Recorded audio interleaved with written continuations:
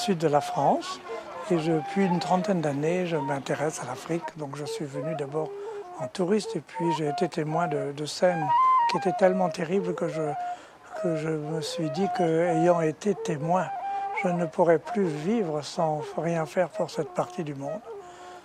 Donc je suis arrivé là et je me suis intéressé à un tas de choses, et notamment aux enfants, puisque c'est un peu la fonction de ma vie. Je me suis occupé toute ma vie d'enfants.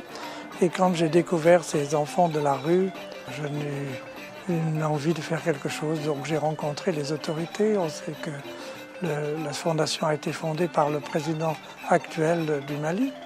Et avant qu'il ne soit président, puisqu'il est lui-même de cette région, dès lors qu'il a été président, c'est sa femme qui en a eu la responsabilité.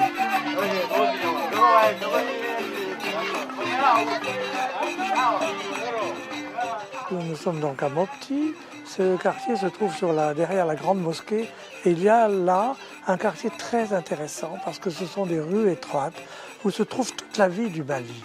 C'est-à-dire à la fois cette désorganisation, ce désordre, mais qui en même temps est tellement créateur d'initiatives et ça marche, ça fonctionne. En même temps moutons, en même temps voitures, en même temps motos, en même temps des personnes qui travaillent, en même temps des personnes qui font le marché, qui vendent. C'est vraiment la rue et c'est là que vivent ces enfants et je crois que tout le monde s'y retrouve.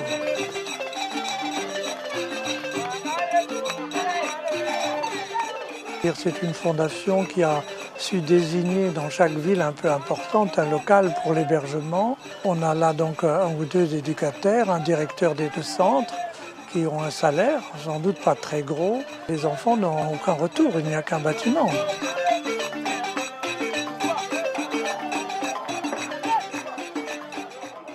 Il y a 610 enfants répertoriés qui sont des enfants de la rue et qui viennent périodiquement. Mais quand ils viennent dormir là, leurs noms sont connus, nous connaissons le lieu où habitent leurs familles quand ils en ont encore.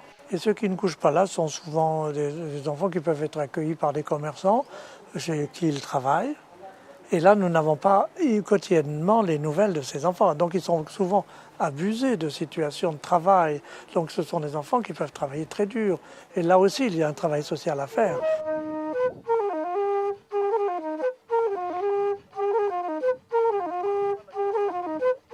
Après avoir discuté beaucoup avec les différentes autorités, j'ai décidé que nous pouvions leur apporter un repas quotidien.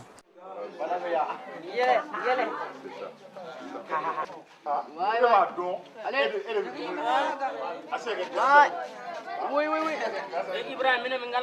C'est bon? Acadie?